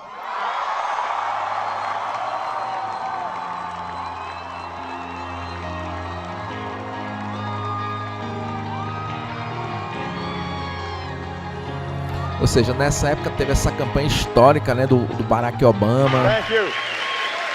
Thank you, everybody. E o Thank Google, you. Thank you. ele já estava nesse contexto. Thank you O so YouTube much. nesse contexto. What a wonderful reception. I am so grateful to all of you for showing such interest and taking the time to be here today. I want to thank Larry and Thank you, Senator, for such a strong message about innovation. Thank you. Senator Obama, the product of a Kansas mother and a father from Kenya, born in Hawaii, your history, of course, Columbia, Harvard, state senator, now senator running for president. Welcome to Google. Thank you so much. Thank you. Ok, só para contextualizar essa, digamos assim, ascendência, né, essa expressão, esse aparecimento dessa nova mídia, né, o YouTube, né, lá nos Estados Unidos ainda não tinha essa relevância aqui no Brasil, mas já, digamos assim, começava a influenciar esses países como o Brasil e outros países do mundo, né, a gente já começava a perceber a existência de algo inovador na comunicação. Bom, em 2007 o YouTube inicia o processo de monetização da sua plataforma e fazer com que os criadores faturem, né? São lançados os programas de parcerias, o Content ID para pagamento de direitos autorais e os anúncios dentro dos vídeos. Então, veja que 2007 é o ano que essa plataforma e essa mídia, né, começa a se consolidar do ponto de vista econômico, mas a consolidação no sentido de dar os primeiros passos, né? Então, o Content ID, por exemplo, né, desenvolvido pelo Google e implementado originalmente em 2007, é um sistema que cria arquivos de identificação para matérias protegidas por direitos autorais, fonográficos, audiovisuais, e os armazenam em um banco de dados próprio. Hoje, quando um vídeo é carregado, o material passa por uma verificação automática junto a esses arquivos e, caso uma correspondência seja encontrada, o material será sinalizado como utilizado como conteúdo com direitos reservados de um terceiro. Ou seja, essa tecnologia fez com que essa mídia pudesse respeitar os direitos autorais e até sobreviver, porque uma das questões que a Google e o YouTube enfrentavam quando se instituía era a questão dos processos, né? Se eles começassem a ter muitos processos na justiça, eles poderiam falir, porque eles não teriam como pagar, né, esses direitos autorais. Mas aí eles criaram essa tecnologia e até hoje tem funcionado muito bem. Então, duas coisas importantes em 2007. O Content ID, que é esse sistema que eu acabei de falar para vocês, e o YouTube Ads, que é esse mecanismo de publicidade inovador que fez história e que a gente vai falar em outras aulas, mas que em 2007 começa a dar os primeiros passos de forma objetiva, concreta, e aí é lançada aí o YouTube Ads. Ok? Bom, ainda em 2007, em maio de 2007, o Facebook introduziu o Facebook Marketplace. É outro fenômeno, né? Inclusive, atualmente no Brasil ainda funciona muito e tem um público muito importante. A gente vai falar especificamente sobre o Facebook, sobre o Marketplace. A gente vai ter oportunidade de conversar isso em outras aulas. Mas, nesse primeiro momento, estamos trabalhando essa questão da contextualização. Então, estamos no ano de 2007. Facebook introduz o Marketplace, permitindo aos usuários publicar certificados gratuitamente dentro das seguintes categorias: for sales, a venda, hostings, imóveis, jobs, emprego e outros. E puderam ser postados em diferentes formatos. Então, em 2007, aí, surge o Facebook também se incorporando nesse mercado comercial, ou seja, buscando interagir com os negócios, né, transformando essa inovação em uma mídia, né, tendendo a querer se consolidar. Bom, 2007. Bom, o Facebook chegou oficialmente ao Brasil em 2007, né? Já lá nos Estados Unidos havia ali, digamos assim, um querer comercial, né, já se instituindo comercialmente. E no Brasil, digamos assim, estava nascendo, né? E aí, aqui ainda era uma mídia que estava, digamos assim, disputando o mercado, disputando o espaço. Então, como eu falei, o Facebook chegou oficialmente ao Brasil em 2007, quando recebeu suporte em língua portuguesa. E em 2011, ele passou o Orkut como rede social mais usada no país. Ou seja, só em 2011, né, é que ele começa a ter essa expressão que a gente começou a perceber do Facebook nesses últimos anos. Então, 2011 é que o Facebook realmente dá uma explodida aqui no Brasil. Bom, ferramentas essenciais como a comercialização no marketplace, a postagem de vídeos, as páginas de pessoas ou empresas surgiram também em 2007. Então, em 2007, o Facebook ele dá esse passo comercial, né? Ele começa a se lançar no mercado comercial. Em 2008, é marcante pelo surgimento dos vídeos em 480p e da versão mobile do site. Então, tá aí 2008, o YouTube dá um passo à frente. Bom, vamos ver aqui algumas pesquisas. A quinta edição da pesquisa do TIC Domicílios de 2009, do Centro de Estudos sobre as Tecnologias de Informação e da Comunicação, CETIC.br, divulgada em 2010, mostrou que ao final de 2009, o uso da internet chegou a 27% dos domicílios com acesso ao web, cerca de 13 milhões de usuários, ante 20% das residências em 2008, 9,6 milhões de usuários. Então, por ali, né, por 2009, a gente já tinha uma quantidade expressiva de usuários, de telespectadores, de internautas, né? Então, olha aí os números, 13 milhões de usuários. Mas veja, o Brasil tem mais de 200 milhões de usuários, né? Naquela época estava beirando, aliás, já tinha mais de 200 milhões em 2009. Ou seja, a gente tinha ali esse percentual, né, de 27% dos domicílios, né, que tinham acesso a esse tipo de serviço, a esse tipo de consumo. Então a gente ainda tem aqui no Brasil, em 2009, um mercado muito pequeno. Além de que você também não tinha, digamos assim, um amadurecimento comercial, um amadurecimento dos produtos. Você tinha ainda uma mídia que estava se consolidando, em consolidação. Então a gente está falando de 2009. Essas são algumas pesquisas da época.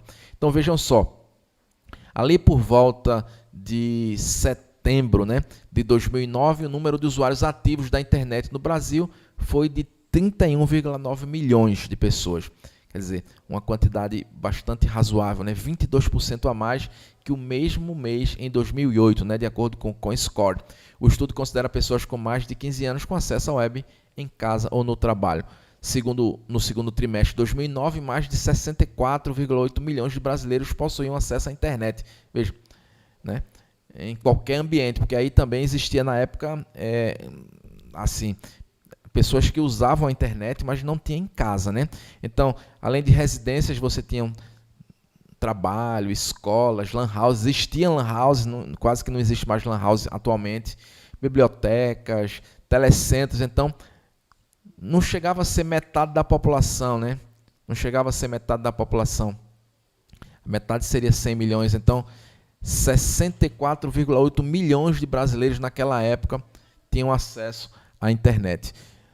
Os que tinham acesso em casa e no trabalho somavam 44,5 milhões de usuários, né? Então, juntando todo mundo, não dava aí metade da população, né? Então, assim, casa e trabalho, 44,5 milhões. Quer dizer, pouca gente, assim, do sentido do que a gente conhece hoje, mas já era muito expressivo, já existia negócios, já existia comunicação. Eu estou falando de 2009, mas ainda num estágio inicial, né? Numa potência ainda, digamos assim, menor, mas ascendente e crescente. Já se destacava, porque não é pouca coisa os números apresentados no ano de 2009. Vamos para mais alguns números. Então vejam só, em setembro de 2009, os sites do Google foram os mais visitados no Brasil, né? Com 26,6 milhões de visitantes. 12% a mais que o mesmo mês de 2008, segundo o CanScore. Em segundo lugar ficou a Microsoft, com 25,2 milhões de usuários únicos, aumento de 11%. Em terceiro lugar ficaram os sites da UOL, com 20,6 milhões. Os sites do Yahoo obtiveram 17,4 milhões de visitantes únicos. Na quarta posição, os sites do Terra e das organizações Globo ficaram em quarto e quinto lugares, com 16,8 e 16,6 milhões de visitantes únicos, aumento anual de 15% e 8% respectivamente. Em 2009, O Orkut, rede social mais popular do Brasil, foi usada por 87% dos usuários da internet, né? E o Twitter tinha crescido ali de 2 milhões para 5 milhões de usuários. Então veja que tem números expressivos, né? Mas a realidade é totalmente diferente da que é hoje, né? Então a gente já não tem o Yahoo, né? O Terra, já são, digamos assim, empresas que não têm mais tanta relevância do ponto de vista da audiência, do ponto de vista dos negócios na atualidade aqui no Brasil. O Orkut se acabou, né? Então, serviços da Google e Microsoft foram responsáveis por praticamente 60% do tempo que os brasileiros passaram na internet durante o mês de julho, né, de 2009. Ferramentas do Google, lideradas pela busca, os buscadores, a busca do Google ainda é muito potente, né? Cresceu, só fez crescer nesses últimos anos. Mas o Orkut e o YouTube corresponderam a 29,8% dos minutos gastos pelos brasileiros, enquanto a Microsoft lidera no quesito responsável por 30,1%. Bom, a Microsoft já não tem a mesma relevância nessa perspectiva mais geral, né, dessa audiência, né? Esse mercado mudou muito. A gente está vendo essa coisa do que acontecia em 2009 para a gente entender que esse processo de desenvolvimento desses canais, desses meios de comunicação, né, desses processos de comercialização, tudo isso foi se estruturando ao longo do tempo. Então, em 2009, você ainda não tinha, mesmo com essa, digamos assim, com esse cenário, você não tinha, digamos assim, um sistema comercial muito bem desenvolvido. Sem contar que aí você tinha um mercado de grandes organizações. Você ainda não tinha youtubers que estavam faturando, não tinha grandes audiências de canais de YouTube, ou seja, não existiam, digamos assim, organizações midiáticas de pequenos, digamos assim, empreendedores que tivessem grandes relevâncias. Você tem um mercado aí das grandes corporações nessa época. Claro que existiam youtubers nascendo, sistemas de comunicação nascendo. Quer dizer, nesse momento as startups, né, começam a aparecer no mercado e começar a iniciar a sua jornada, né? Você ainda tem aí aqui no Brasil um mercado, digamos assim, começando nessa época. Bom, enquanto em 2008 61% dos usuários, né, utilizavam seus PCs para ver vídeos, em 2009 esse índice passou a 74%. Então, nessa época, as pessoas acessavam o YouTube, acessavam os vídeos a partir de PCs, né, de desktops, né, de computadores de mesa. O número de pessoas que viam TV pelo celular passou de 32% para 40%. Então aumentou também, é um dado importante aí, né? As pessoas estavam tendendo a assistir TV no celular e também assistir internet, vídeos, os diversos vídeos da internet através de PCs. Então era PC e celular. Era o que acontecia nessa época. Bom, pesquisa realizada com 600 participantes da Campus Party, né, um importante evento de tecnologia da informação e comunicação em 2009, mostrou, esse dado é importantíssimo, né, mostrou que 87% dos entrevistados tinham um perfil em site de relacionamento. Quer dizer, a maioria das pessoas interessadas, né, nesse mercado de tecnologia, entretenimento, informação e comunicação, né, internet, tinham redes sociais, 87%, né? 17% utilizavam diariamente, né? Então o consumo já era diário, mas para 17%, 34% deixavam mensagens ou imagens no perfil de outras pessoas, 91% tinham interesse por blogs, o blog nessa época tinha bastante força, né? 31% eram autores, quer dizer, 31% eram criadores de conteúdo. Então isso começa a mudar a história da comunicação, que os, digamos assim, os receptores, né, os usuários, digamos assim, os telespectadores, eles passaram também, além de ser receptores de mensagem, passam a serem criadores de conteúdo, inicialmente blog, né, muitos faziam blogs, 21% participavam diariamente de fóruns de discussão, 57% os visitavam ao menos uma vez por semana, 16% os visitavam várias vezes ao dia, 36% já contribuíram ao menos uma vez em Wix, 87% os utilizavam como fonte de informação, 50% já fizeram tags com outras páginas da web, 28% usavam RSS diariamente. Isso aí do RSS era um sistema que você marcava os blogs para você receber as informações dos blogs, né? É o tempo dos blogs, né? Essa época aí os blogs tinham muita força, né? 24% usavam o Twitter, 11% acompanhavam várias vezes ao dia, ou seja, a gente estava ali no momento inicial, mas com bastante relevância. Principais usos de rede naquela época: diversão, 29%. As pessoas queriam se divertir nas redes sociais, nas mídias sociais, né? Desenvolvimento profissional e vantagens financeiras, ou seja, essa parte de, digamos assim, ganhar dinheiro, nessa parte de investimentos, nessa parte de ter informações sobre essas questões mais relacionadas a finanças, né? Então, aprendizagem e educação, 24%, e ajuda, né, trabalhar com ajuda às comunidades, essas coisas de serviços voluntários, né, de colaboração com a comunidade, 15%. Então, diversão, finanças, aprendizagem, educação e serviços comunitários, ajuda comunitária, engajamento social, já estava presente aí com 15%. Esse era o cenário ali em 2009. Bom, mídia na internet no Brasil nessa época ainda, né? Nesses primeiros momentos onde a gente estava iniciando, né? Digamos assim, esse meio no Brasil, né? Nós estamos contextualizando 2009 por ali. Então, pesquisa publicada pelo Ibope Monitor em 2009 mostra que a internet foi o canal de mídia com maior crescimento nos primeiros 6 meses de 2009, com 21% e faturamento de 784,6 milhões. Ou seja, no mesmo período de 2008, o total foi de 649,3 milhões, certo? Então já existia um faturamento, já existia uma internet aí com cara de gente grande, né? Mas ainda iniciando.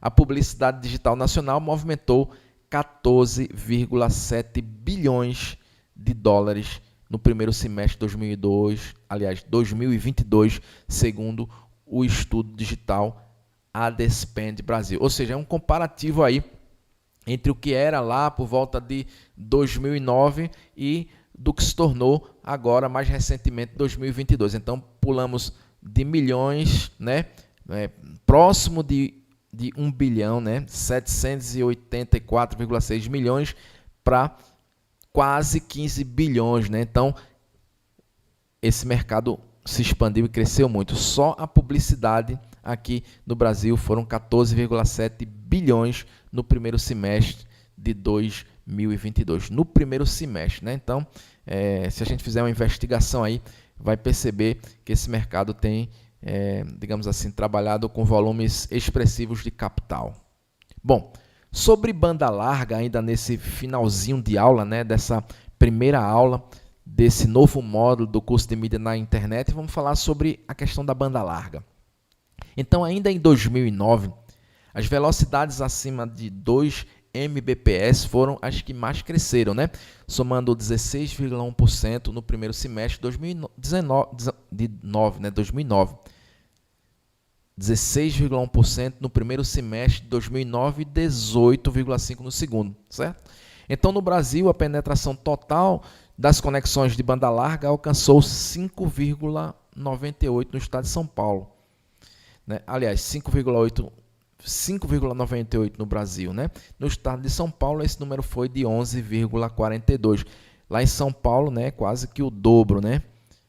A desigualdade regional continuou sendo uma realidade. O estado de São Paulo manteve a liderança nos acessos à banda larga fixa, com 41,3% do total. A região Nordeste ganhou participação no total destas conexões, com 5,8% dos acessos no primeiro semestre de 2009 e 6,3% em dezembro. Ou seja, a gente ainda tem aí a banda larga se iniciando. Você tem 2009 aí ainda, digamos assim, tudo se iniciando, né? É isso que a gente está mostrando em dados. Até junho de 2009, o número de conexões de banda larga no Brasil totalizavam 13,6 milhões, 16% a mais que no primeiro semestre de 2008, certo? Então a gente tem alguns números de banda larga aí, né? O número de assinaturas chegou a 2,6 milhões em junho, 34,2% a mais que no semestre anterior.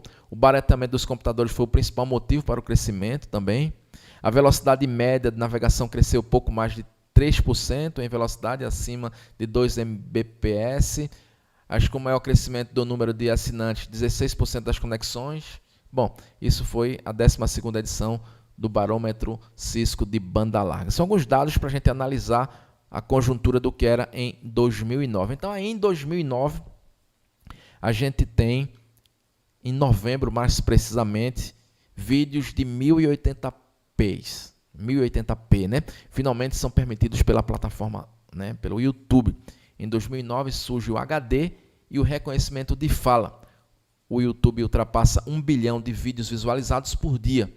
Em 2010, o site vira o terceiro mais acessado de toda a internet, segundo Alexa, atrás só do Google e do Facebook. Ainda em junho de 2010, o YouTube permite que vídeos de 4K sejam carregados em sua plataforma. Chegamos na primeira década do século 21, 2010, e aí a gente tem uma internet, digamos assim, consolidando, né? Em consolidação, né? Se consolidando, ok? Bom, em 2011 você tem aí vídeos ao vivo, pronto. 2011, né? A gente começa a, digamos assim, ter vídeos ao vivo, mas não com a qualidade que a gente tem hoje, né? Por vários motivos técnicos, né? E também ainda não tem uma consolidação comercial. Mas você tem ali em 2011 os vídeos ao vivo, né? Surgem. O YouTube Live, e essa também é a época da Primavera Árabe, né? Manifestantes de vários países com forte censura do governo usaram a plataforma para mostrar os protestos. Então começa a Primavera Árabe, né? Então eu vou mostrar aqui como é que foi os usos dessa plataforma, né? Começa a população do mundo se movimentar nessas primaveras aí, né? Nessas manifestações do mundo. Você pode até fazer uma pesquisa sobre isso.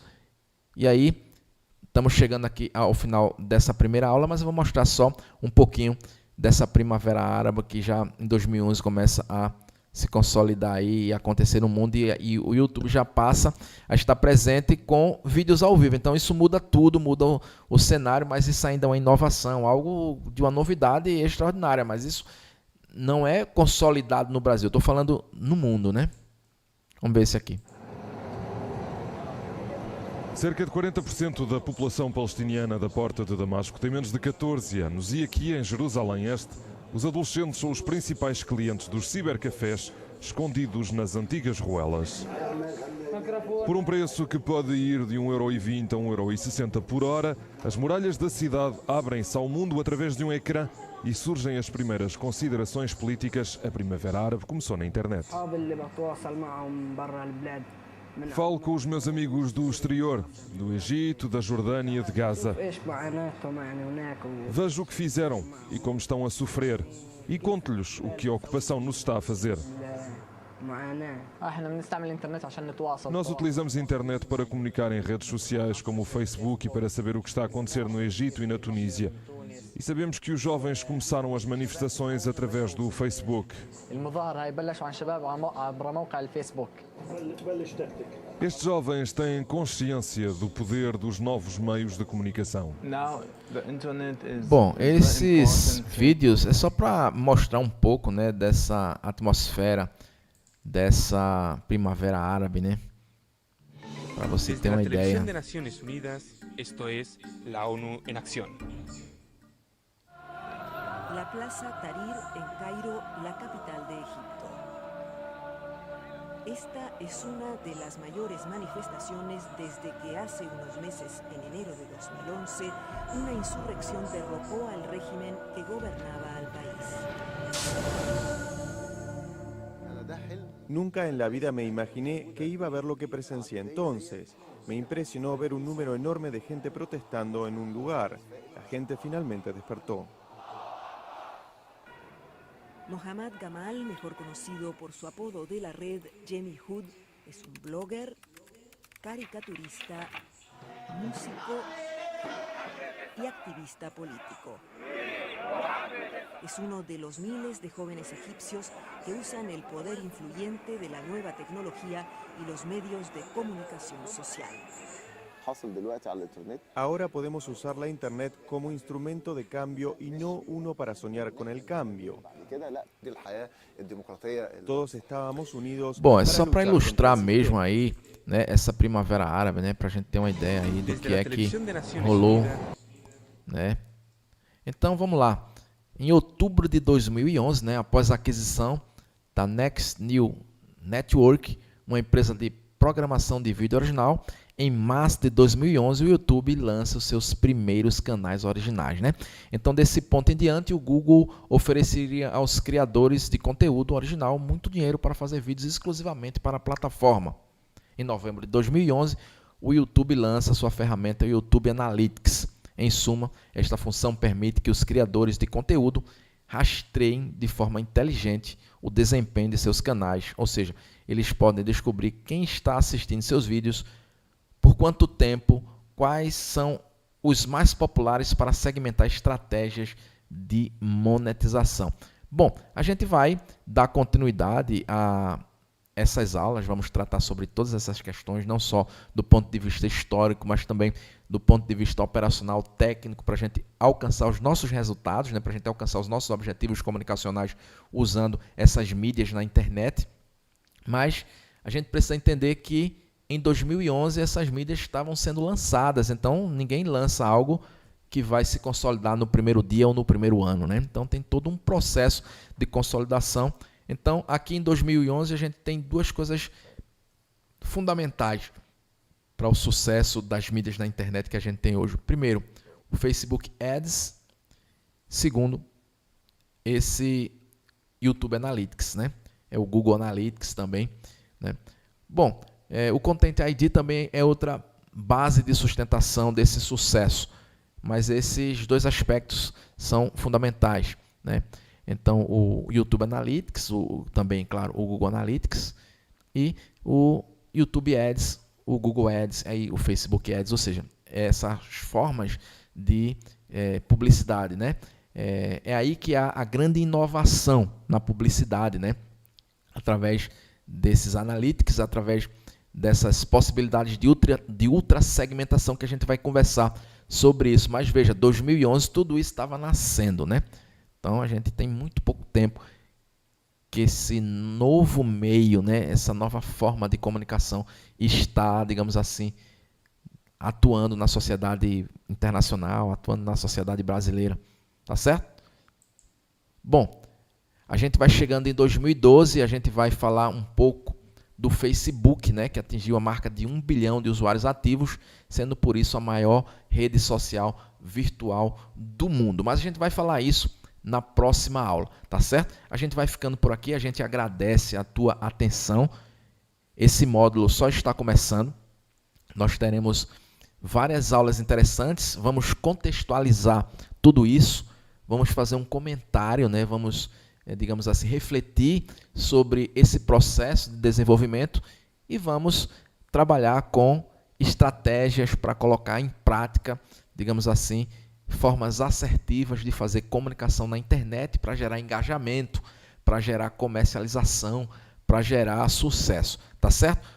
Todos e todas estão convidados a entrar nessa imersão, participar desse curso e, junto conosco, a gente construir produtos de muito sucesso para lançar na internet. Esse curso também é uma pré-incubadora de produtos comunicacionais para a internet. Então venha participar, participe, você é nosso convidado,